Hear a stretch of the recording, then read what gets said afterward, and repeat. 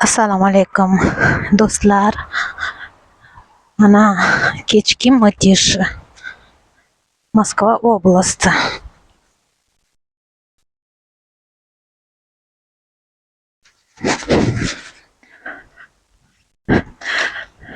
Moskva oblasti. Maydalab qor yog'yapti. -3 gradusni ko'rsatyapti. Men esa kech bo'lishiga qaramasdan teleshkam bilan magazinga otlandim.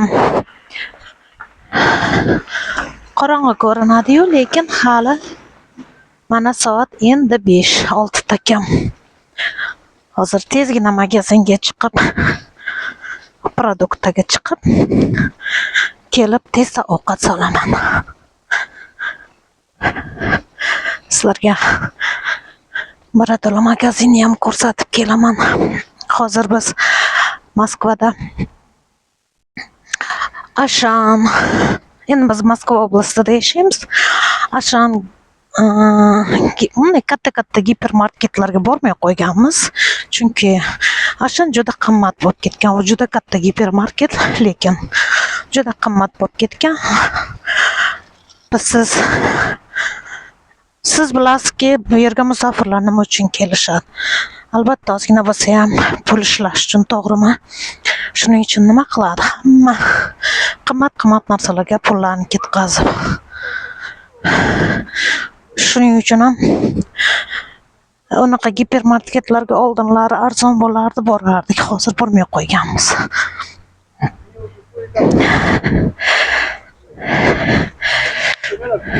Yonimizda magazin Magnit bor.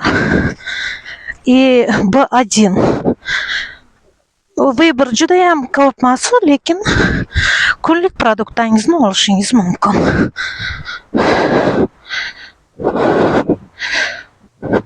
Hamma ancha arzon.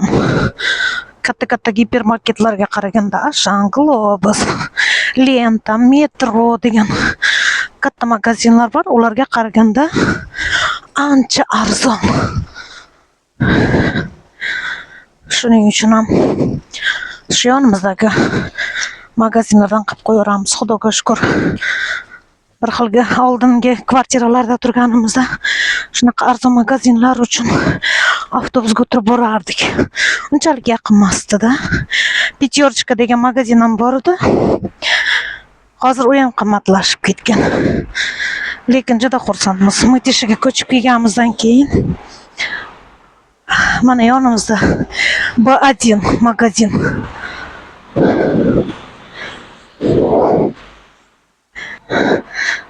Eshik o'zi ochiladi.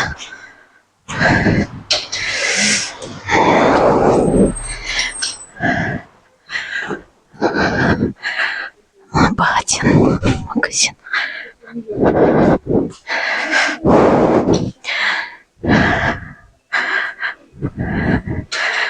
Voy, mana bu yerda xohlasangiz kofe kelib ichishingiz mumkin.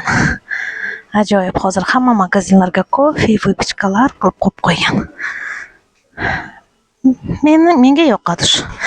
Arzon kichkinagina magazin.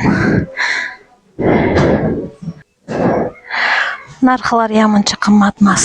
Juda ham yaxshi. Vыбор bor.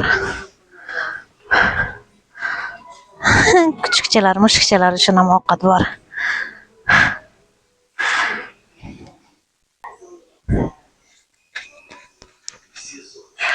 Mana bu yerni qaranglar. Меня зовут Александра Алёсова. Я занимаюсь развитием наших собственных торговых марок. Я люблю. Они всегда идут на много коллег. Здесь фабрично.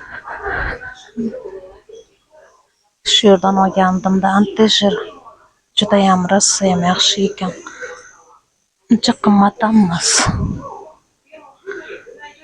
Lekin kачествосiga gap yo'q ekan. Bundan oldin 2 marta antejir olganman, вообще yaxshi emasdi. Bu safar mana shu sozov chiqdi. Ham arzon magazin,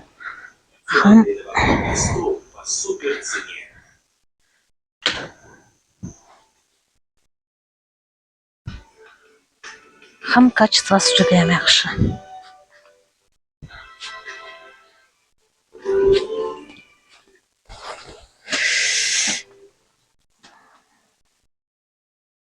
Sanaruzka xonasi u yer.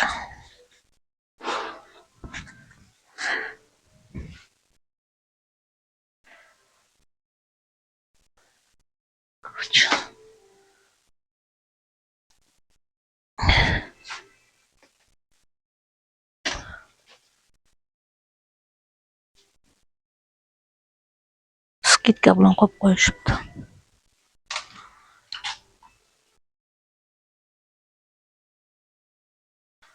Kuritsalar, куриный ломакай, mayonezlar, indeyka.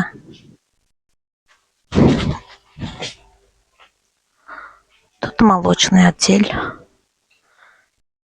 Sut, sariyog', qatiq, yogurt, hamma narsalar. Девушка, Mana bu yerda kolbasalar. не хотели убираться.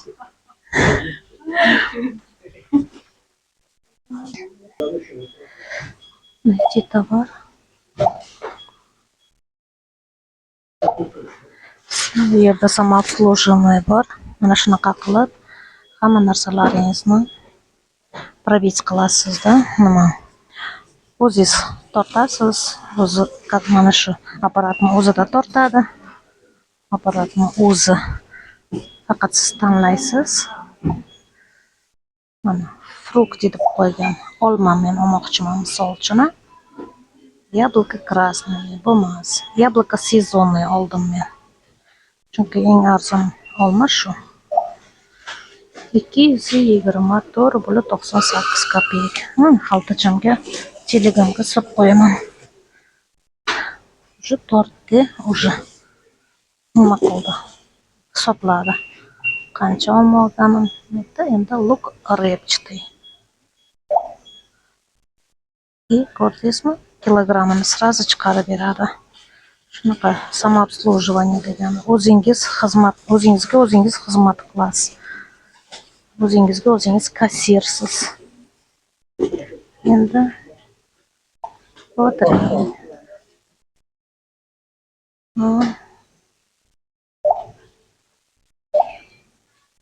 Только сырье плотный. Ko'rdingizmi? Menga yoqadi samoobслуживание.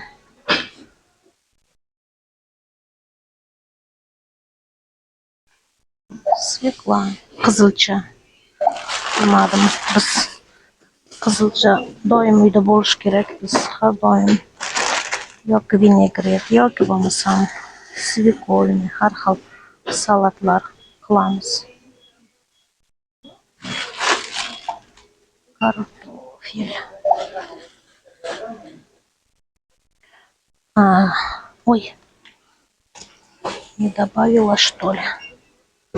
Shoshilganimdan добавить qilmabman-ku kartoshkani.